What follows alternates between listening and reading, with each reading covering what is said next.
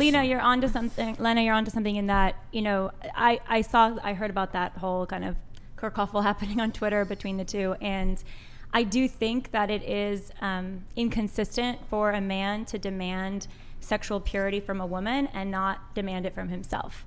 And I think that we're seeing that a little bit because it's like, okay, this woman supposedly has slept with other men. I mean, there's no I don't know about proof of that, but they're saying that she has.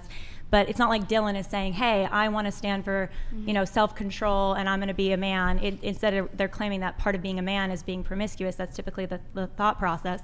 And I think that's totally untrue. I mean, I think part of being a man and part of being a virtuous woman is total self-control and directing your energy towards good things and choosing good things. And in a relationship that includes choosing fidelity and choosing honor and choosing commitment. So I kind of agree with your take in that I think it's inconsistent of him to be doing that when he himself isn't trying to live that way. At least that he hasn't said that or he hasn't. You need to kind of date people to figure out what you are into and what you're willing to put up with and not put up with. I know you say love is a choice, so in your position there could be an arranged marriage at 13 and those people just need it wouldn't be a choice then, but it wouldn't be a choice if it was arranged. But if they committed to get married to each other and they do get married, then they have to still choose to love each other, if right? They fully choose it. I don't think they could choose at 13 or 15. Okay, so let's say it was 18 and they're like, let's get hitched because we want to fuck. Yeah, well, I don't know what happens about then. If you get hitched just to have sex, I think that's going to be a problem for you. You should get married to, yes, you want to be intimate with the person, you want to give your body to them and receive their body,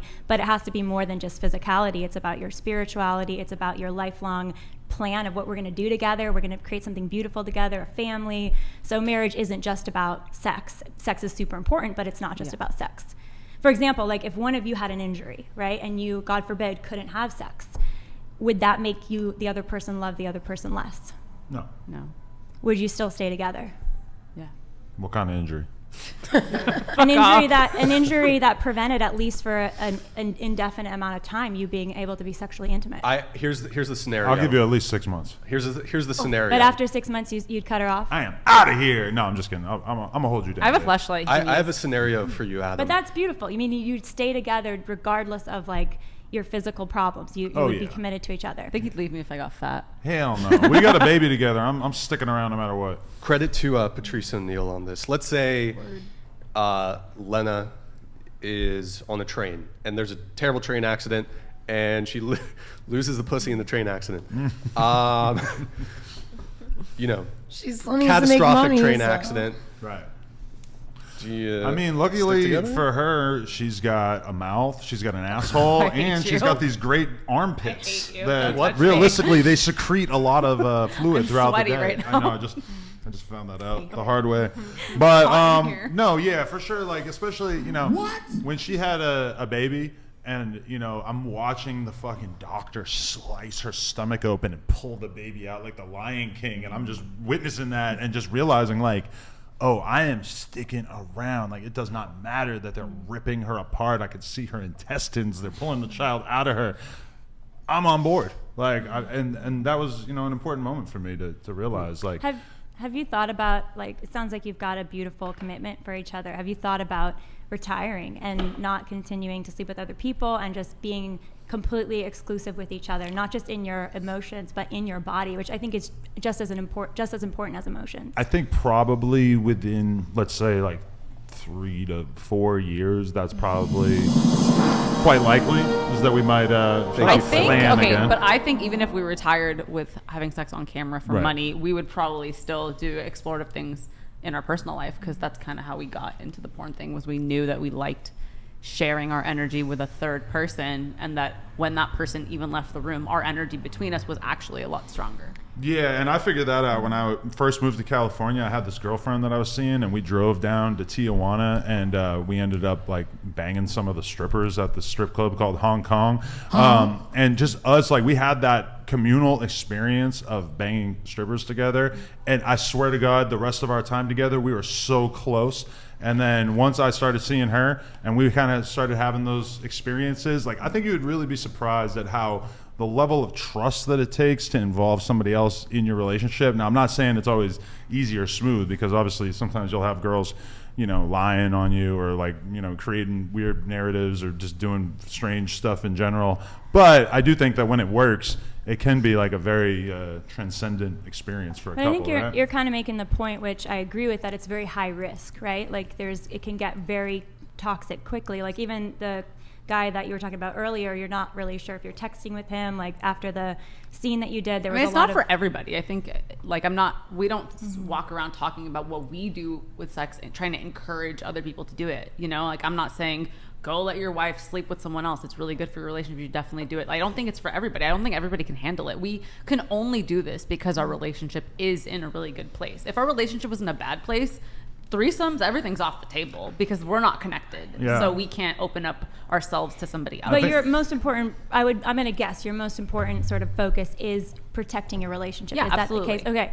So if that's the case, why would you kind of constantly put your relationship on the edge of the cliff again and again and again? The reward is like the risk is there, but when you actually Thanks, have AB the check. experience, it makes our connection stronger when that person leaves. What so if you it just adds to our experience? What if you just fully relationship. invested in each other and you're like, we're going to find the highs and the lows together and keep this exclusive to us? Have you considered that? Have you tried that? 7 years, I feel like we've probably felt a large percentage of the highs and lows, you know? But also, like, what we Meaning do... sexually, like keeping that intimate for yourselves. Like, have you given that a year? We're like, we're just going to be together, cut out other people. This is just for us again.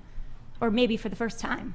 It's not for the first time. I mean, we've gone many months without doing things with other people. Yeah, But it's not like a huge deal to us Yeah, at it's this not a big point. deal. Like honestly, even when I met her and I was still single, like I was first starting to sort of like get to the level of clout when I started seeing her, that I was having random girls come into my DMs and want to like come over with their friend and hook up. And you know, when I started seeing her, it was almost like kind of hard for me to let go of the filthy lifestyle that I had been living. But now the perspective I have on like group sex and stuff is that I absolutely don't give a shit. I would be totally fine being in a relationship with her. I've one-on-one. offered him to go sleep with girls without me. Like if I have a sore throat, I'm like, I don't want to go to set today. And he's like, no, let's just cancel. Like I'd rather do it with you. I'd rather play Pokemon Go or something, yeah. Yeah, I mean, so the statistic is over 90% of non-monogamous relationships end up in separation or divorce. 92. 92%. So, you know, it's kind of that edge of the cliff thing, right? But it's it also- sounds But like you they- really. it sounds like they shouldn't have gotten married to Let me just begin finish for a with. second. It sounds like you really value each other. You've got a beautiful trust and like love for each other.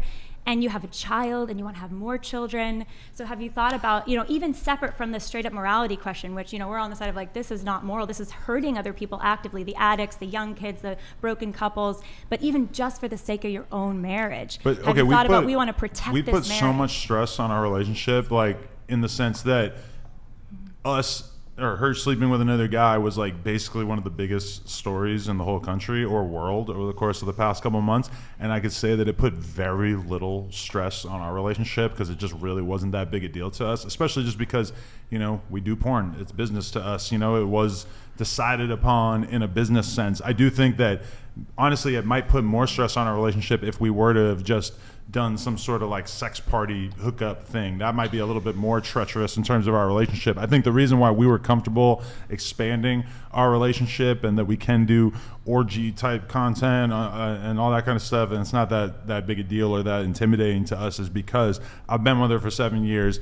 I have no doubt that she's never cheated on me. I have no trust issues with her at all. You know, we're like completely comfortable with each other. So that's why we felt like it wasn't that big a deal. And that's probably why we feel comfortable doing it again, even after having been so massively in the news over the past couple of months. You know? Adam, you don't see the increase in opening a relationship up to risk, though. We're just giving you statistics, 90% of relationships. You guys are functionally in a non-monogamous relationship, even though privately you may not be. It seems like you guys have something special.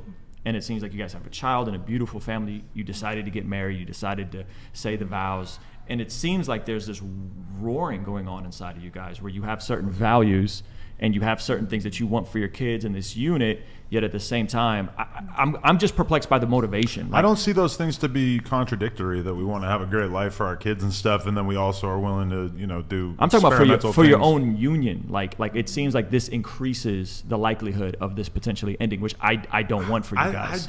We've never really discussed it in those terms. I don't think of it that way, and I think if anything, it kind of made our sex life a little bit more exciting for a period of time. Just the fact that I had a little bit of competition, a little bit more of a reason to go hard, you know. And I don't necessarily think that's the worst thing. I do have a question though. So if Here, like, last thing on this, because I feel like we've been dogpiling a little bit on Sorry. Oh, that's fine. Adam here, but if like going off and like sleeping with other people is not out of bounds with your marriage, what would you consider something out of bounds of your marriage? Well, it actually is out of bounds with our marriage. Like we only have sex with other people on camera. But I think if we ever opened up our relationship to anything more, like we want emotional monogamy, and it's physical non-monogamy that we have. And like, so for us, cheating would be like dating other people, but also doing something that we didn't previously discuss. Like we have a calendar of all the girls we're gonna have a threesome with. If Adam decided he was gonna go fuck a girl and it wasn't on the calendar and I didn't know about it, that's cheating. Yeah, 100%. Yeah, like her doing that scene with the other guy, like there was no betrayal of trust. It was just content, which I feel like those statistics of like 92% of people in polyamorous relationships or whatever they break up, it's like it's probably not necessarily including, because like we know a ton of porn couples who do stuff with other people and they do it on camera, and it either helps their relationship or it seems like it's just kind of a non-factor, which I would kind of put us in that box. Have at this any point. been married like 50 years? Do you think they make it that long? I mean, there's not people who are 70 in porn, so I don't But like after, do we there's have never say never. I don't think you have to be in porn. never. But But I know after, I living know that lifestyle. long term. at least a few couples who are in their late 40s who have many kids and a happy marriage. Yeah. so let's try to bring it back to the Logan Paul and Dylan right, Dennis thing.